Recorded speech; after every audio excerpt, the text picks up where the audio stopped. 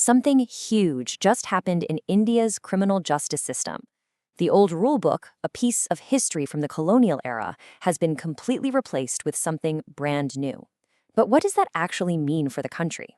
And why does it matter? Well, let's get into it. So, why the big change? I mean, why would you scrap a law that's been on the books for over a century and a half? The answer isn't just about modernizing some old text. It goes way deeper. It's about a fundamental shift in how India thinks about justice itself. All right, so to really get a grip on the new law, we've got to go back in time and look at the old one. And believe me, its story starts in a very, very different India. Just take a look at this timeline for a second.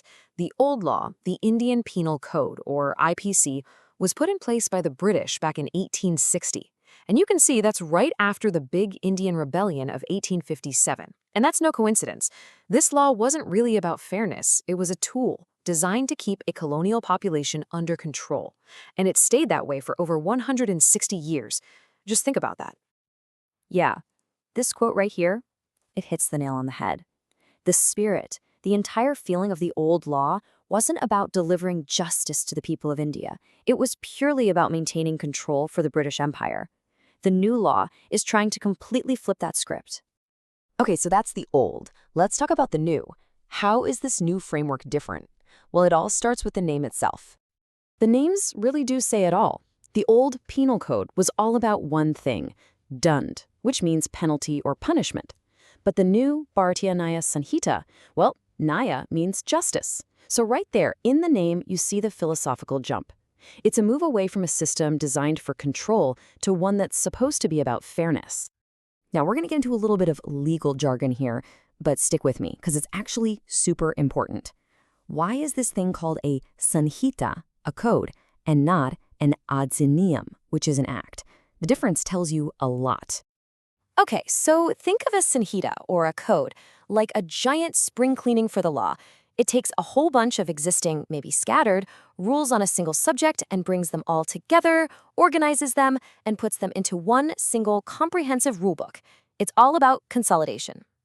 An adhiniyam, or an act, on the other hand, is totally different.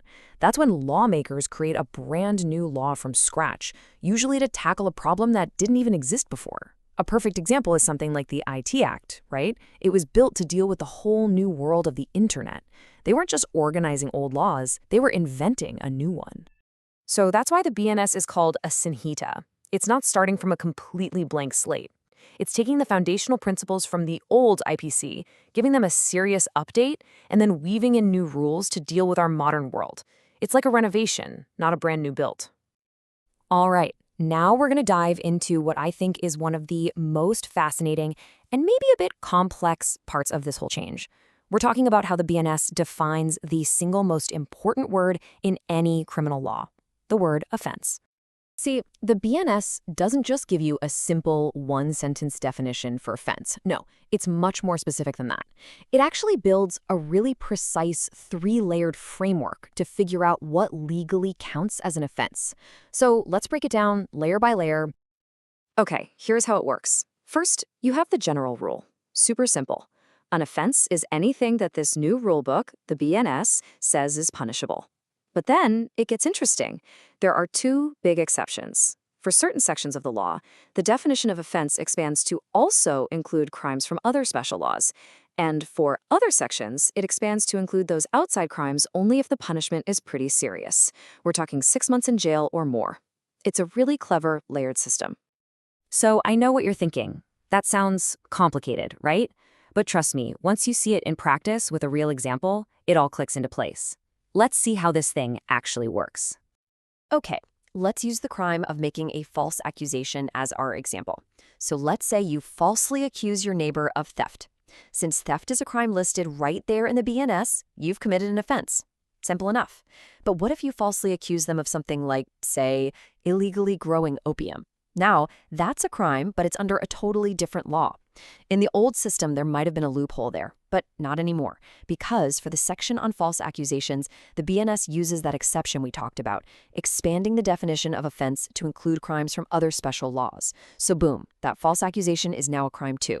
It's all about closing those legal gaps. So why all this legal gymnastics? Why create such a detailed, nuanced definition? Well, it's because the BNS isn't just trying to be a replacement for the old law. It's trying to be a mirror, reflecting a new, modern society. You know, at the end of the day, laws can't be frozen in time. They have to breathe, they have to evolve right along with society. A country's legal code should really be a living document that reflects the will and the values of its people, not just a dusty old relic from the past.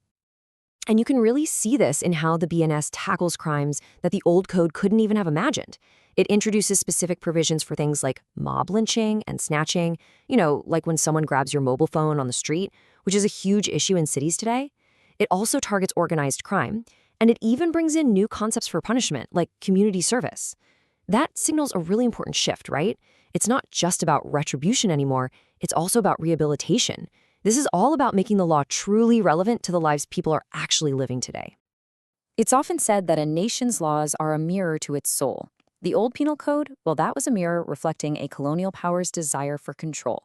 So the real question is, what does this new law, the Bharatiya Nyaya Sanhita, with its focus on Nyaya, or justice, and its attempt to tackle modern problems, reflect about the India of today? That's the big question this new chapter leaves us with.